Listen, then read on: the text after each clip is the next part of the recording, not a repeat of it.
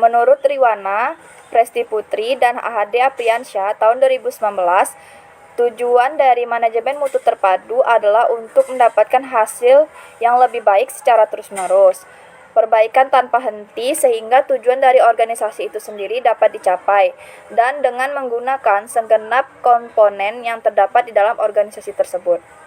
Manajemen mutu terpadu itu sendiri memiliki beberapa tujuan yang diharapkan dapat tercapai di dalam prosesnya. Yang pertama yaitu menetapkan visi dan standar kerja bagi para anggota suatu organisasi maupun badan usaha. Yang kedua, membangun motivasi dan budaya kerja di dalam organisasi maupun badan usaha. Yang ketiga, membantu meningkatkan kepercayaan terhadap produk yang dihasilkan oleh perusahaan, baik dari anggota, pelanggan, maupun klien. Yang keempat, memberikan inovasi maupun pengembangan lebih lanjut dari perusahaan atau organisasi itu sendiri.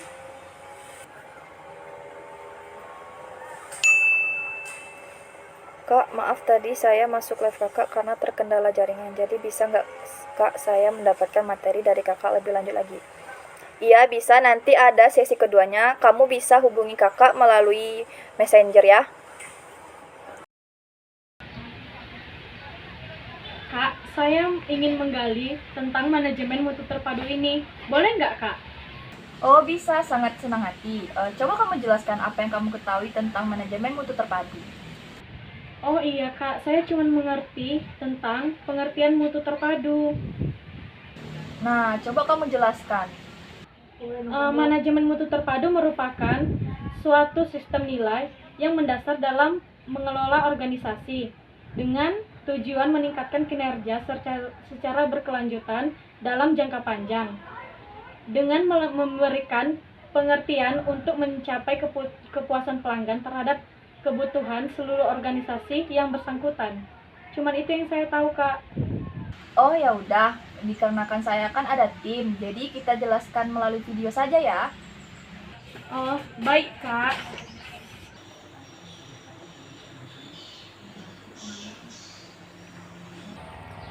Hai guys, jadi ada mahasiswa yang menanyakan materi lanjutan kita nih. Hai. Jadi begini, dia menanyakan lanjutan dari materi kita. Jadi nggak ada salahnya dong kita jelasin ke dia. Gak masalah sih, Mes. Sangat senang hati membantu adik itu. Karena kamu telah mendengarkan materi tujuan manajemen mutu terpadu, selanjutnya kamu akan dijelaskan tentang manfaatnya. Baik, Kak. Silakan Novi untuk menjelaskan manfaat dari manajemen mutu terpadu. Baiklah, sebelumnya saya ucapkan terima kasih kepada saudari Messi yang telah memberikan saya kesempatan dalam menjawab pertanyaan dari DR mengenai manfaat manajemen mutu terpadu. Nah, manfaat manajemen mutu terpadu secara umum adalah dapat memberikan jaminan kepada pelanggan. Nah, bahwasanya setiap organisasi ataupun perusahaan mempunyai tanggung jawab dalam kualitas serta menyediakan produk ataupun jasa yang sesuai dengan kebutuhan pelanggan. Nah, terdapat beberapa manfaat manajemen mutu terpadu secara umum. Yang pertama, pelanggan merasa puas karena produk dan jasa yang dihasilkan itu sesuai dengan kebutuhan mereka. Yang kedua, biaya operasional berkurang karena dihilangkannya tingkat pemborosan ataupun penghapusan pada suatu sistem yang dianggap tidak sesuai. Nah, yang ketiga, dapat meningkatkan dan menjaga nama baik perusahaan. Mengapa bisa dikatakan begitu? Karena dengan kualitas dan produksi yang baik akan memberi kepuasan kepada pelanggan sehingga nama baik perusahaan akan selalu terjaga di mata pelanggan. Nah, selanjutnya yang keempat, dapat menumbuhkan motivasi dalam diri karyawan.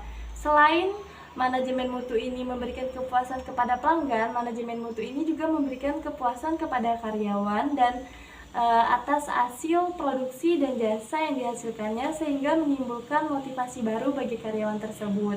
Nah, yang kelima, membantu organisasi dalam mencapai konsistensi yang lebih besar. Maksudnya begini, di dalam suatu manajemen mutu terpadu ini sangat penting dalam memastikan konsistensi agar produksi dan produk dan layanannya itu berjalan dengan baik. Nah, menurut Nasution dalam jurnal Milhuda, ia berpendapat bahwa terdapat 3 manfaat manajemen mutu terpadu secara umum. Yang pertama, penyimpangan dapat dihindari pada proses produksi, sehingga yang dihasilkan atau produk yang dihasilkan sesuai dengan standar. Nah, maksudnya dengan penyimpangan dapat dihindari, maka penyimpangan tersebut dapat diminimalisirkan sehingga hasil yang diperoleh dapat sesuai dengan standar. Nah, yang kedua, membuat organisasi lebih siap dalam mengalami perubahan. Nah, yang ketiga, ada membuat suatu organisasi lebih sensitif terhadap kebutuhan pelanggan atau kepuasan pelanggan. Jadi, pada manajemen mutu terpadu ini, perusahaan lebih terfokus pada kebutuhan dan layanan sehingga dapat menimbulkan kepuasan bagi pelanggan tersebut. Nah, bagaimana Der? Apakah sejauh ini kamu paham? Sejauh ini paham, Kak. Terus konsep perencanaan itu apa, Kak? Nah, kalau materi itu satu-satunya cowok di forum ini yang akan bahas. Biasa aja, Mes. Silakan Om Diki jelaskan materinya. Oke, baik Tante. Iya, aku cuma bercanda loh Diki, panggil kamu Om. Saya akan menjelaskan tentang manajemen mutu terpadu. Pertama-tama saya akan membahas tentang pengertian mutu. Pengertian mutu adalah suatu produk atau jasa yang memenuhi syarat atau keinginan pelanggan, di mana pelanggan dapat menggunakan atau menikmati produk atau jasa tersebut dengan sangat puas dan ia menjadi pelanggan tetap. Nah, saya mengutip dari Philips B, yang dia maksud dengan mutu adalah derajat kemampuan suatu produk atau jasa untuk memenuhi kepuasan pemakai dan penghasilnya. Nah, di sini ada 5 aspek utama manajemen mutu. Yang aspek pertama, quality. Aspek ini yaitu hasil produk atau jasa yang sesuai dengan persyaratan permintaan. Aspek yang kedua yaitu cost. Aspek ini dari biaya produk atau jasanya dikeluarkan oleh penjual. Aspek delivery ini menentukan mutu pengiriman atau penyerahan hasil produk atau jasa yang tepat waktu sesuai dengan permintaan. Yang selanjutnya, yang keempat, aspek safety. Mutu keselamatan sangat penting atau keamanan juga sangat penting pemakaian produk atau jasa ini. Nah, aspek yang kelima itu morale. Mutu, sikap, mental, sumber daya manusia. Secara umum, mutu dapat didefinisikan sebagai karakteristik produk atau jasa yang ditentukan oleh customer dan diperoleh melalui pengukuran proses serta perbaikan yang berkelanjutan. Ini lebih menekankan kepada pelanggan, yaitu apabila suatu pelanggan mengatakan sesuatu yang bermutu baik, maka barang atau jasa tersebut dapat dianggap bermutu. Di dalam konsep mutu terpadu, kontrol mutu, jaminan mutu, dan mutu terpadu, terdapat perbedaan yang mendasar antara kontrol mutu, jaminan mutu, dan mutu terpadu. Dalam suatu konsep mutu mencakup kontrol mutu. Kontrol mutu secara historis merupakan konsep mutu yang paling tua. Deteksi dan eliminasi komponen-komponen atau produk gagal yang tidak sesuai dengan standar merupakan sebuah proses pasca produksi yang melacak dan menolak item-item cacat. Jaminan mutu berbeda dengan kontrol mutu. Sebelum maupun ketika proses tersebut berlangsung, penekanan gagasan ini bertujuan untuk mencegah terjadinya kesalahan sejak awal proses produksi. Jaminan mutu itu didesain sedemikian rupa untuk menjamin bahwa proses produksi menghasilkan produk yang benar-benar memenuhi spesifikasi yang telah ditetapkan sebelumnya. Jaminan mutu adalah sebuah cara memproduksi produk yang bebas dari cacat dan kesalahan. Nah, mutu terpadu itu sendiri atau Total Quality Management merupakan perluasan dan pengembangan dari jaminan mutu. Mutu terpadu adalah usaha menciptakan sebuah kultur mutu yang mendorong semua anggota pekerjanya untuk memasukkan para pelanggan. Dalam konsep mutu terpadu, pelanggan adalah raja. Ini merupakan pendekatan yang dipopulerkan oleh Peter dan Waterman. Mungkin itu saja yang dapat saya sampaikan. Saya kembalikan kepada Saudari Messi. Terima kasih. Materi selanjutnya akan dijelaskan oleh kakak cantik, yaitu kakak Dea. Kepada kakak Dea, saya persilakan. Baiklah, peningkatan mutu yaitu pendekatan untuk memaksimalkan suatu produk, barang, jasa, sehingga adanya suatu peningkatan di masa yang akan datang. Setidaknya ada beberapa karakteristik yang dianggap penting untuk peningkatan mutu, yaitu berorientasi pada kualitas, kerjasama tim, fokus kepada tujuan, memiliki kerjasama tim, dan memiliki komitmen yang jangka panjang. Sedangkan mutu terpadu lebih menumbuh kembangkan kepada budaya mutu. Struktur organisasi perlu dirancang untuk memungkinkan semua itu terjadi, sehingga peningkatan mutu dapat terlaksana dengan baik ke depannya. Cakupan mutu terpadu mulai dari pemasok, proses produksi, sampai kepada pengguna atau pelanggan produk atau jasa tersebut. Manajemen mutu terpadu mencakup indikator-indikator utamanya, yaitu kebutuhan pelanggan sebagai patokan, melibatkan supplier, melibatkan karyawan, menggunakan statistik sederhana, lalu adanya kerjasama tim. Adapun 5 pilar mutu terpadu, yang pertama yaitu produk, barang, atau jasa. Yang kedua, proses yang bermutu. Yang ketiga, kepemimpinan yang baik. Yang keempat, organisasi yang dikelola dengan baik. Yang kelima, memiliki komitmen. Baiklah, itu saja sih tentang peningkatan mutu. Oke kakak Dea cantik, terima kasih. Bagaimana Dea? Apakah sampai sini sudah paham? Paham, Kak? Oh iya, Kak. Bukannya dari perencanaan ke pengendalian dulu ya, Kak? Sebenarnya sama saja. Nah, itu kan kamu tahu. Hehe, sedikit paham sih, Kak. Tapi nggak terlalu dalam. Oke, baiklah. Selanjutnya materi pengendalian akan disampaikan oleh Kakak Dari. Kepada Dari, saya persilakan. Terima kasih Messi. Baiklah, di sini saya akan menjawab pertanyaan dari Dear Alvanita Zega mengenai pengendalian mutu. Pengendalian mutu merupakan sebuah upaya untuk meningkatkan ataupun mempertahankan kualitas dari barang yang telah diproduksi untuk mengkoordinasikan usaha-usaha kelompok produksi dengan tujuan memberikan kepuasan terhadap konsumen. Nah, contoh dari pengendalian mutu ini yaitu ada pada produksi obat-obatan dan juga makanan. Sebelum melakukan produksi, tentunya akan ada uji lab atau apakah produk tersebut layak atau tidak dikonsumsi oleh konsumen, sehingga apabila nanti telah layak diproduksi, maka akan disebarluaskan di pasaran.